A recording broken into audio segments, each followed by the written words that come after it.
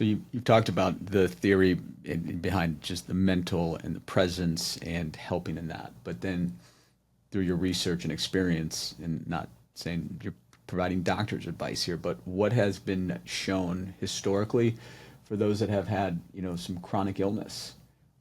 How does it help? Because sometimes illness can be mental, it can be blocked certain things or other, but what's the mindset behind that and where it can help somebody, not to say cure X, Y, or Z, but to help them get on a good state?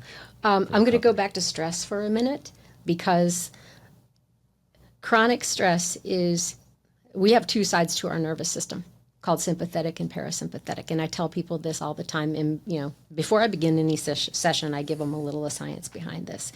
And when we have too much chronic stress, that is a condition called sympathetic overdrive. And that means that you're overproducing adrenaline and cortisol, and your fight or flight response cannot turn off, or it's activated too often. When that is the case, now you have inflammation increasing in the body, and the pH balance in the body is highly acidic.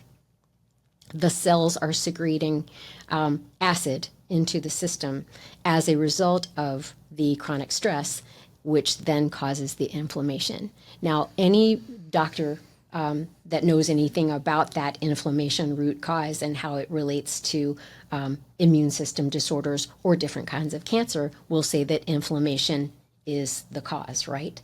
So when you have too much inflammation in the body and you're highly acidic and the pH balance is off, now the immune system is distracted from doing what it is designed to do, and that is to eliminate pathogens and keep the body healthy and to destroy any invaders. Now your immune system is distracted, and it's focusing all of its energy on reducing the inflammation and the acidity, which is why when you're stressed out, you tend to get sick more often, right? So chronic stress is an underlying factor, as well as repressed emotions. And I learned this from an MD who has published several books on this, Dr. Gabor Maté, who you may have heard of before. He speaks around the world about this, and there's a lot of written information, several books that he's written that I refer people to all the time.